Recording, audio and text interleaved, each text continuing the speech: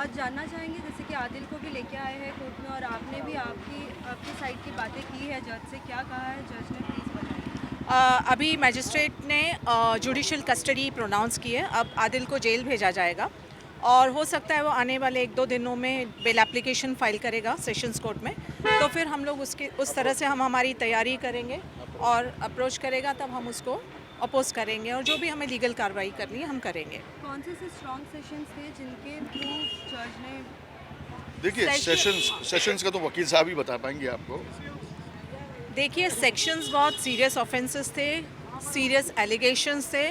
उसके हिसाब से पुलिस कस्टडी मिलनी चाहिए थी क्योंकि अभी इन्वेस्टिगेशन प्रिलिमिनरी स्टेज पे था, आज फर्स्ट रिमांड था। तो नॉर्मली हमेशा ऐसे केसेस में पहले दिन पुलिस कस्टडी ही होती है, लेकिन अब मैजिस्ट्रेट ने जेल कस्टडी दी क्यों है, उनका ऑर्डर आएगा तब हमें उसकी जानकारी मिलेगी कि उन्हें ऐसे मामले में इतने सीरियस एलिगेशंस और सेक्शंस लगने के बाद उन्होंने क्यों जेल कस्टडी दी। उनका ऑर्डर पढ़ने के बाद हमें पता चलेगा और उसके बाद हम देखेंगे कि हमें फर्दर लीगल स्टेप क्या लेना है।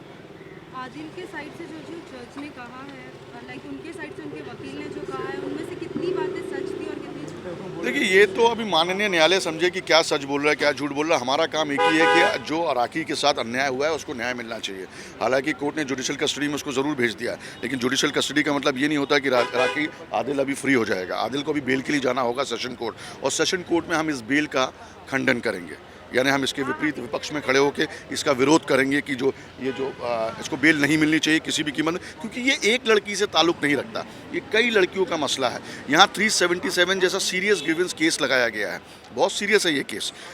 323 लगाया गया है, 498 लगाया गया है, 377 लगाया गया है। तो आप समझिए ये इजी नहीं है। अब माननीय न्यायालय को नहीं लगा कि शायद उसको पुलिस कस्टडी की ज़रूरत है, लेकिन हम इसका अपोज करेंगे और अपोज करते रहेंगे जब तक राखी सावंत को न्याय नहीं मिल जाता।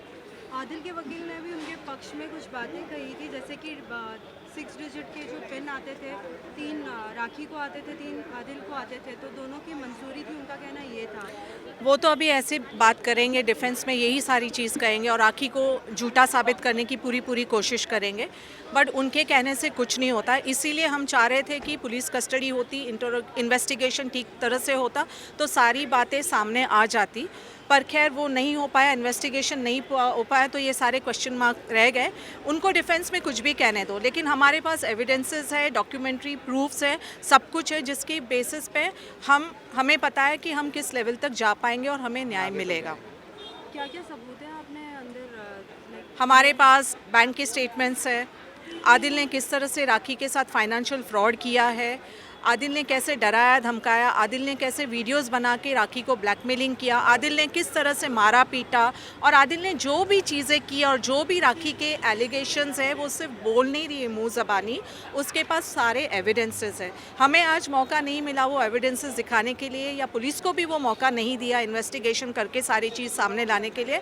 तो अब हम उस पर जब भी बेल एप्लीकेशन होगी हम पूरे एविडेंसेस के साथ सामने आएंगे और आप लोग को भी इसकी जानकारी आगे मिलेगी। क्या राखी भी कोर्ट में आएंगी? ऑफ कोर्स आना पड़ेगा तो ज़रूर आएगी। राखी न्याय के लिए किसी भी हद तक जा सकती है, उसको कोर्ट में आना पड़े, चाहे वो भगवान के सामने जाना पड़े, कहीं भी जाएगी। राखी को न्याय चाहिए।